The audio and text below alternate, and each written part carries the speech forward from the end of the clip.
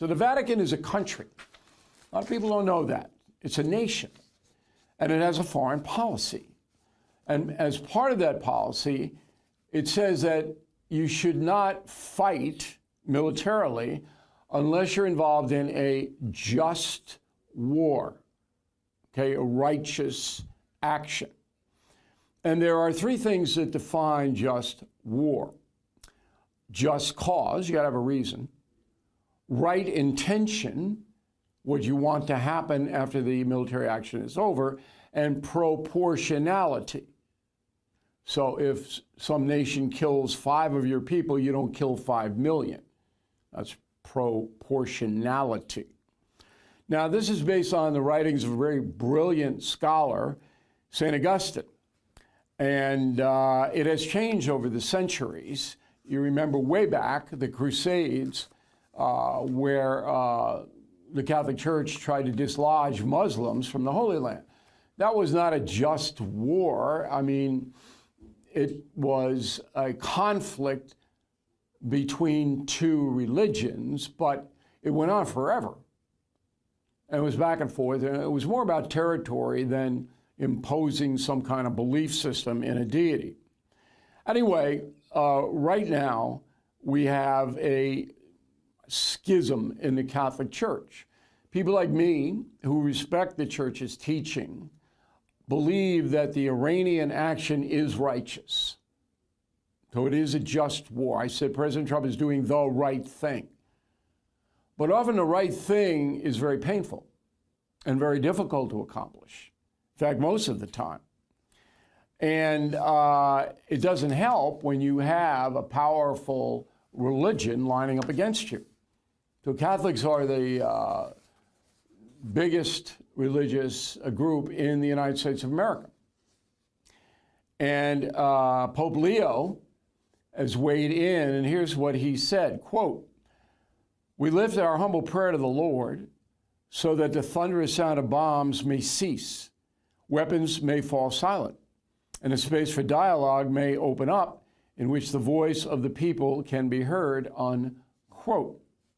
Okay, in theory, that's perfect. That's what should happen. But we have been trying to negotiate, we, the United States, with Iran to stop their nuclear weapons program for years. And dialogue doesn't seem to be doing it. And Iran itself admits, we're going to develop our nuclear weapons whether you like it or not. That's why the bombing started. That was the reason in the last Geneva conference between the United States, led by Steve Witkoff, and the Iranians, the Iranian foreign minister said, hey, we don't care what you say. We're going to do what we want. In addition to that, 30,000 Iranians have been murdered by their own government over the last few weeks. Those are protesters, you saw it. 30,000 dead. That's a lot of dead bodies. All right? So I'd like to hear the voice of the people, Your Holiness. I would. But they can't talk because they're dead. So this is reality intruding on theory now. In the United States, the Cardinal in Washington, D.C., Robert McElroy, said this, quote, "The criterion of just cause is not met because our country was not responding to an existing or imminent and objectively verifiable attack by Iran. As Pope Benedict declared categorically, Catholic teaching does not support preventive war, a war justified by speculation about events in the future." Now, we asked Cardinal McElroy to come on. He was so disrespectful to us, he didn't even reply to the invitation. That's not the Christian thing to do there, Cardinal. I'm scolding a cardinal, so hell awaits me, I understand that, but it's not. It was disrespectful, totally. And the Cardinal is not a stand-up guy. Sorry, got to tell the truth. Now, the Cardinal says does not support preventative war. In the Civil War, if Presidents Pierce and Buchanan had taken aggressive action against the South, which was supporting slavery, which was brutalizing human beings, okay, if they had taken preventative action, Pierce and Buchanan, would not have been a civil war because the Confederacy at that point was too weak to fight. But neither president did. Pierce actually sympathized with the South, and Buchanan was an incompetent fool. And so it fell on Abraham Lincoln, president after Buchanan. Now, if the Union had taken action against the South to stop the rebellion, more than 1 million people would not have died. Then you go to 1938. Everybody knew Adolf Hitler wanted to conquer the world and was willing to kill as many people as possible to do it, including murdering civilians that he didn't like Jews, gypsies, homosexuals. Everybody knew that. That was not a secret. And interestingly enough, while the Catholic Church gets a black eye in the run-up to World War II, that's unfair. Because if you look at the rolls of the first concentration camp at Dachau in Bavaria, it's still there if you want to go over and see it, there were scores of Catholic priests who spoke out against the Third Reich, incarcerated in that concentration camp. Now, the Vatican couldn't do anything about it because it was so small. It is a nation, but it doesn't have any power. But if Europe and America had united against Hitler in 1938-39, 20 million people wouldn't have died. So you're telling me that preventative war is off the table, Cardinal McElroy? You're willing to see millions and millions of people die? That doesn't make any sense, and I don't believe Jesus would support it. I'm sorry. It makes no sense at all. Iran. So, we all know that 1,200 people were killed by Hamas in a raid of October 7th, 2023. How did that happen? Well, if you read Confronting Evil, and all of this swirls around my book, Confronting Evil, all of it, Hitler, Civil War, attack on October 7th, it's all in there. And the overarching theme is if you don't stop evil, it gets worse and worse and worse and worse, and more people die. That's a theme of Confronting Evil. Okay, so Hamas goes over, he kills, rapes, 1,200 people. They could not have done that without Iran. Iran arms them. Okay, and then the blowback from Israel into Gaza with the Palestinian people, what do we got, 60, 70,000 dead there? Because Israel had to protect itself. And Hamas was hiding behind the civilians. I mean, come on, that's Iran did that. Hamas and Hezbollah, which is firing the rockets at Israel now from Lebanon, they're bought and paid for by Iran. So how many more people got to die?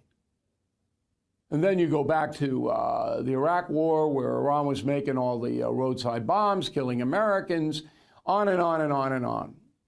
I got the Ayatollah Khomeini on the cover of Confronting Evil, and we explain exactly what he did in 39 years. Millions of people he killed. But you don't do a preventative war? And the Pope, space for dialogue. What do you want to talk about?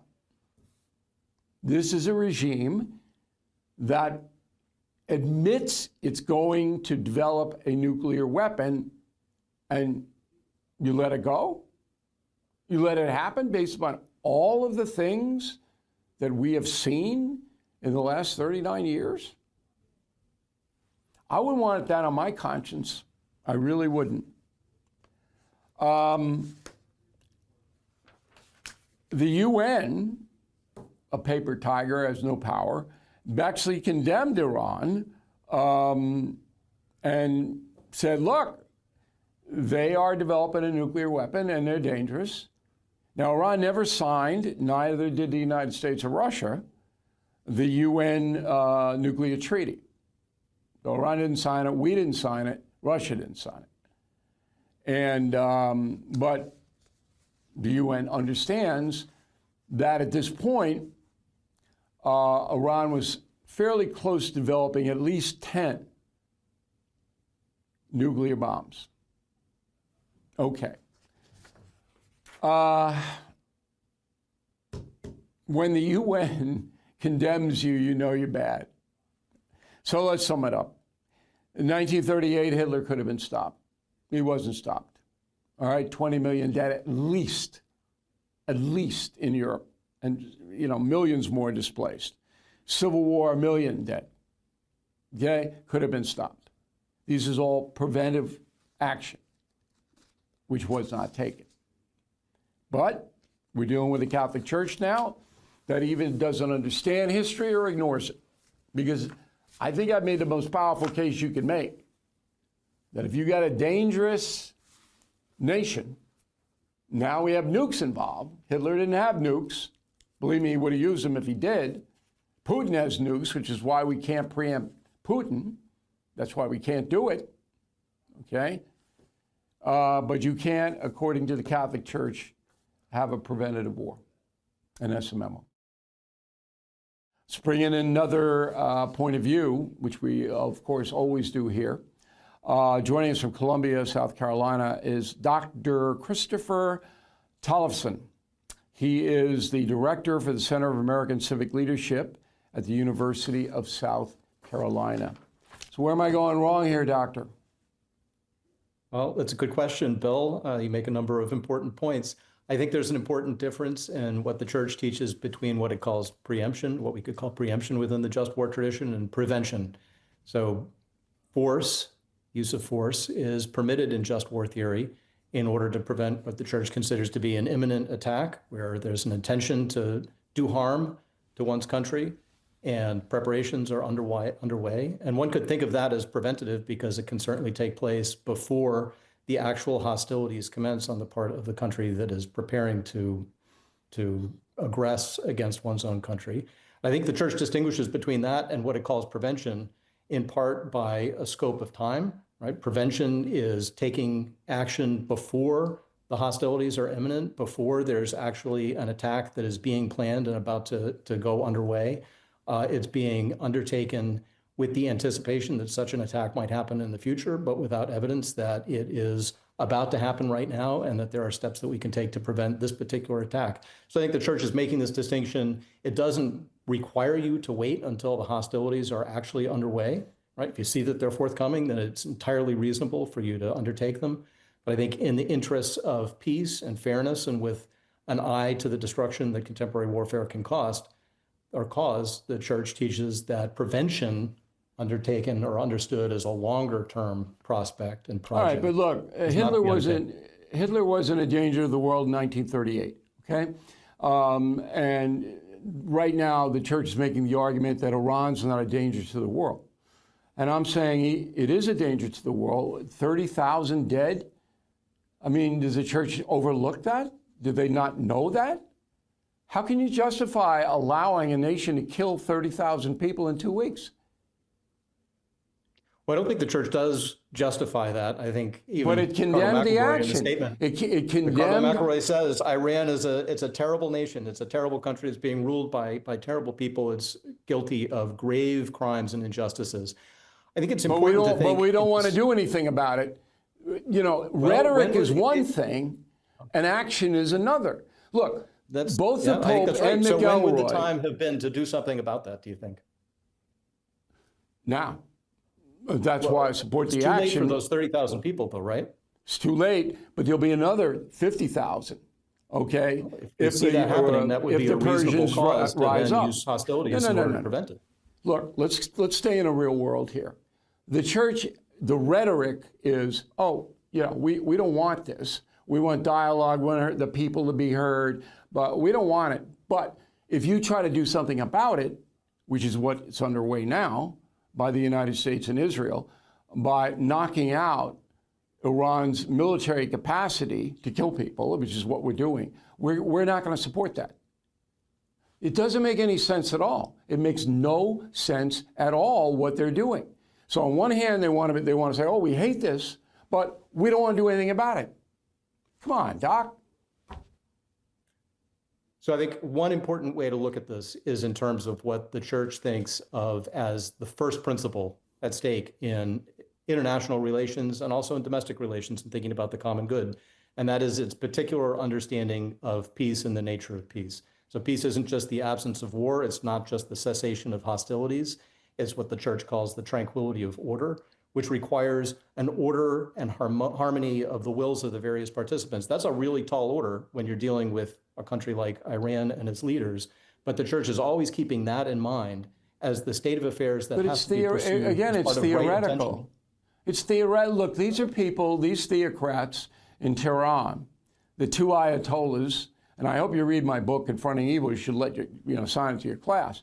I mean, these people will kill you for being gay. They throw gay people up buildings. Okay? So I don't understand the sympathy for the devil here. Because when the Pope says something, people pay attention. A lot of cynics don't, but I do. I respect the Vatican. I respect the quest for peace. And I understand my religion very, very well. They're wrong here. It's just wrong. Last word. Sure. So the church teaches, as you put up on your slide, that there needs to be a right intention, and that right intention needs to be an intention towards peace. Right? How is that, for instance, compatible with a requirement of unconditional surrender, which the president has said is a requirement here? That looks like a requirement of subjugation. It looks like a requirement of humiliation. It doesn't look like it's consistent with a desire ultimately for the kind of peace that the church is talking about. And that's the kind of consideration about these hostilities, about this particular war, that I think is raising the concerns of Catholics. Okay, but you have to disarm the murderer. And that's what's going on now. And that's what the Pope and Cardinal McElroy will not support. And that's the fact. Hey, Doctor, very good debate, and we really appreciate your time coming on. I think that was one of our best segments we've done. Thank you very much.